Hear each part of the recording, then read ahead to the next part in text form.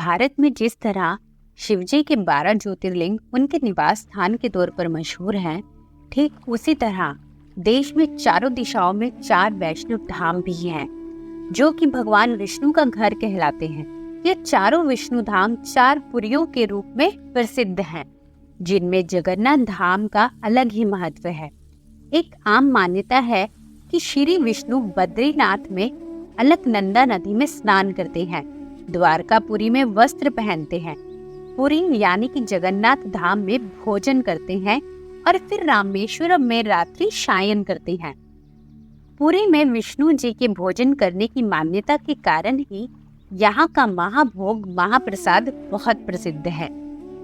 एक कथा है कि सभी को कृपा के रूप में मिलने वाला यह महाभोग पहले सिर्फ विष्णु जी के लिए ही था, जहाँ देवी लक्ष्मी उनके लिए अपने हाथों से पकवान बनाकर और थाल सजाकर उन्हें भोजन कराती थी।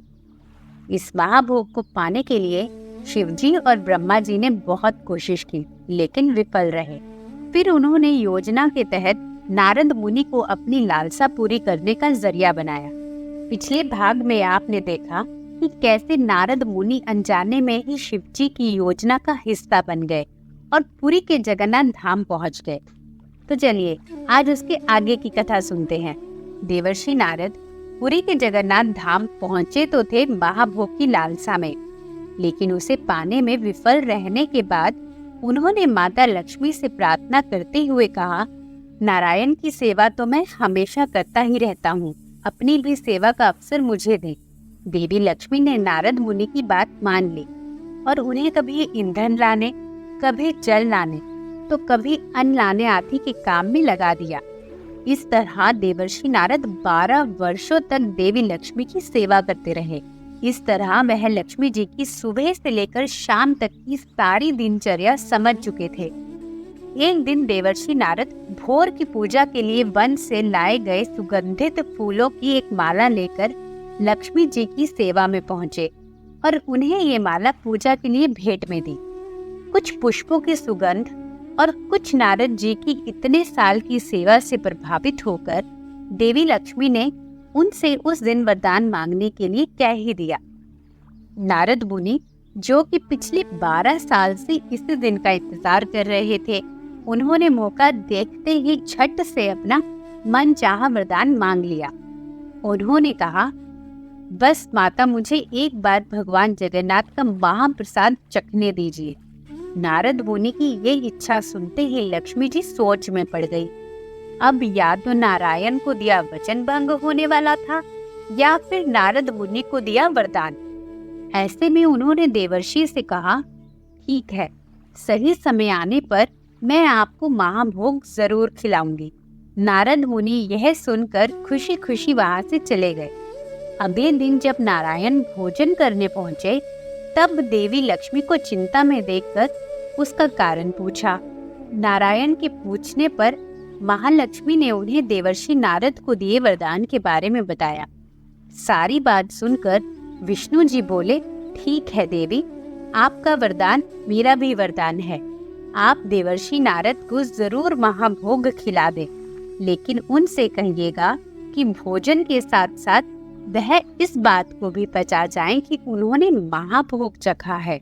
अगर ऐसा नहीं हुआ तो सदियों से जो मैं महाभोग के लिए सभी को मना करता आ रहा हूँ, इससे शिवजी और ब्रह्मदेव को अच्छा तो नहीं लगेगा।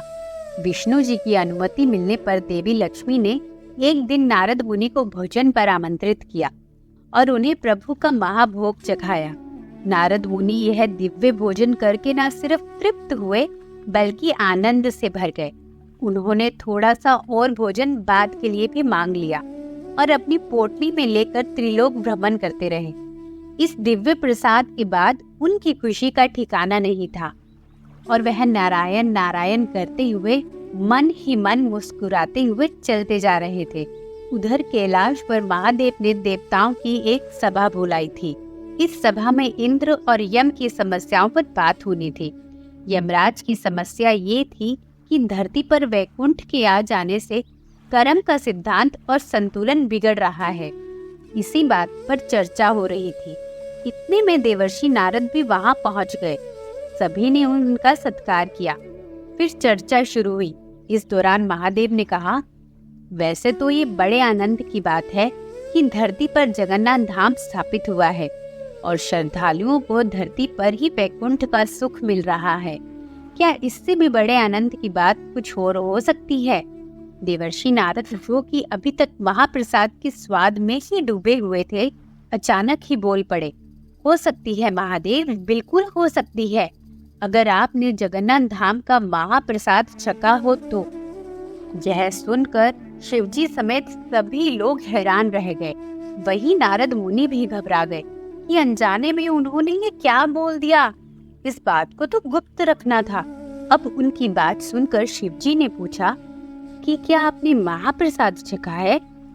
अब नारद मुनि फंस चुके थे, झूठ नहीं बोल सकते थे, इसलिए उन्होंने सारी बात बताई और यह भी बता दिया कि वह थोड़ा प्रसाद लेकर आए हैं। यह सुनकर शिवजी ने कहा, मुझे भी वह प्रसाद दीजिए। नारद मुनि को विवशता में वो प्रसाद उनके साथ बांटना पड़ा।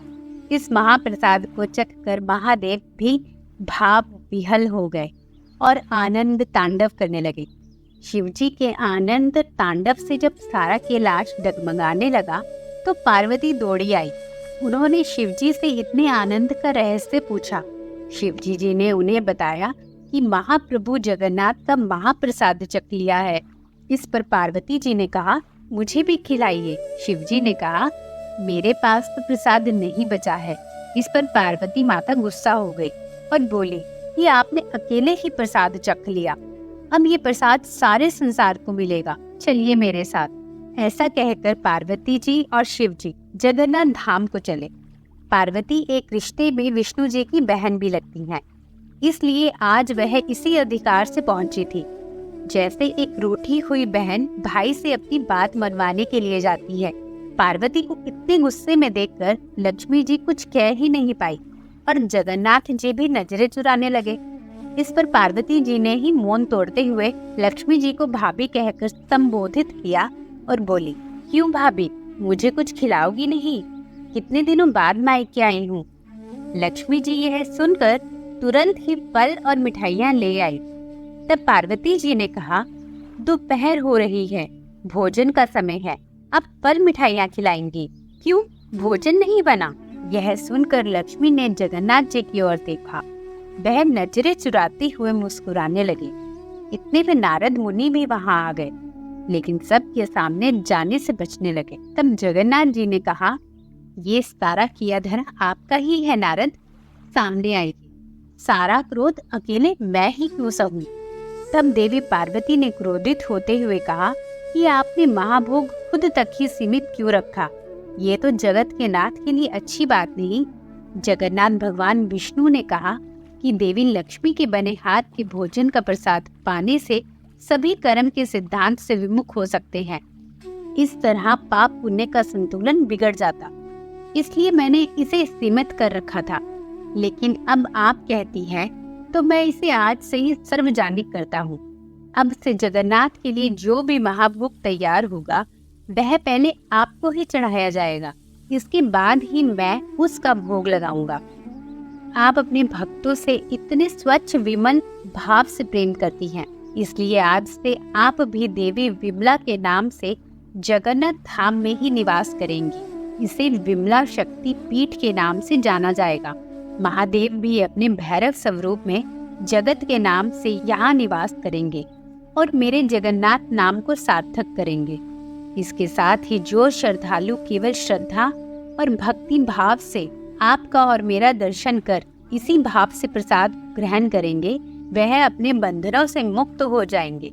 लेकिन प्रसाद ग्रहण करते हुए अगर वह स्वाद, गंध, कामना या किसी अन्य संसारिक विषयों के बारे में सोचेंगे तो उनके लिए यह केवल व्यंजन भर रह जाएगा। इसलिए कहते भी हैं कि प्रसाद को प्रभु के साक्षात दर्शन के तौर पर देखना चाहिए और उसे ग्रहण करते समय केवल भक्ति भाव ही रखना चाहिए, संसारिक बातें नहीं। तब से ही जगन्नाथ में यह प्रथा प्रचलित है कि पहले महाभोग को विमला देवी यानी कि पार्वती माता को भोग लगाया जाता है और फिर भगवान जगन्नाथ को अर्पित किया जाता है। श्रद्धालु यह महाप्रसाद पाकर धन्य हो जाते हैं। क्या आपको कभी जगन्नाथ जी का दिव्य महाभोग प्रसाद के रूप में ग्रहण करने का सौभाग्य प्राप्त हुआ है? कमेंट्स में हमें जरूर बताएं। जय जगन्नाथ।